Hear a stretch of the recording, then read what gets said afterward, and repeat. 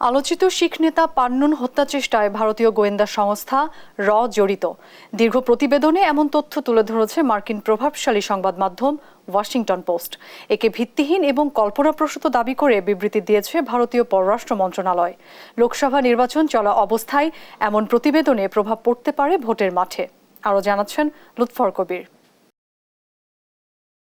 যুক্তরাষ্ট্রের ভূখণ্ডে খালিস্তানপন্থী আলোচিত শিখ নেতা গুরুপদ বন্ত সিং পান্নুনকে হত্যা চেষ্টা নিয়ে দিল্লি ওয়াশিংটনের সম্পর্কে টানাপোড়েন চলছে।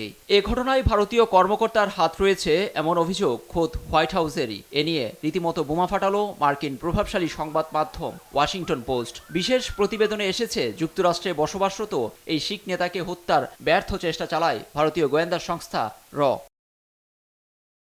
পান্নুনকে মোদি সরকার বিরোধী উল্লেখ করে প্রতিবেদনে এসেছে রয়ের সাবেক প্রধান সামান্ত গোয়েল ওই হত্যার সিদ্ধান্তে অনুমোদন দিয়েছিলেন। তা কার্যকরে দায়িত্ব দেওয়া হয় বিক্রম যাদব নামের রয়ের এক কর্মকর্তার উপর। এ প্রসঙ্গে রয়ের কয়েকজন কর্মকর্তার সঙ্গে গোপনে কথা হয় ওয়াশিংটন পোস্টের। তাদের দাবি, তখন বিষয়টি সম্পর্কে অবগত ছিলেন ভারতীয় জাতীয় নিরাপত্তা উপদেষ্টা অজিত দোভাল।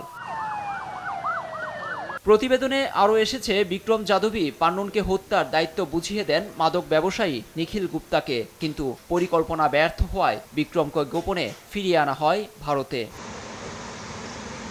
এই দাবিকে ভিত্তিহীন আখ্যা দিয়েছে দিল্লি। ওয়াশিংটন পোস্টের প্রতিবেদনকে মুখরোচক গল্প এবং অবাঞ্ছিত বলে দাবি করেছেন ভারতীয় পররাষ্ট্র মন্ত্রণালয়ের মুখপাত্র জয়সওয়াল। বিবৃতিতে তিনি বলেন, যুক্তরাষ্ট্র এই বিষয়ে উদ্বেগ জানিয়েছিল, সে কারণে উচ্চ পর্যায়ের কমিটি গঠন করেছে ভারত। এরই মধ্যে এ ধরনের প্রতিবেদন প্রকাশকে মন গড়া বলেও দাবি করেন তিনি।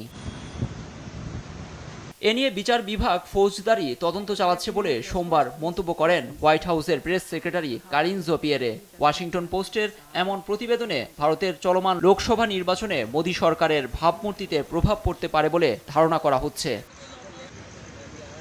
লুৎফর কবির, নিউজ ডেস্ক, দেশ টিভি।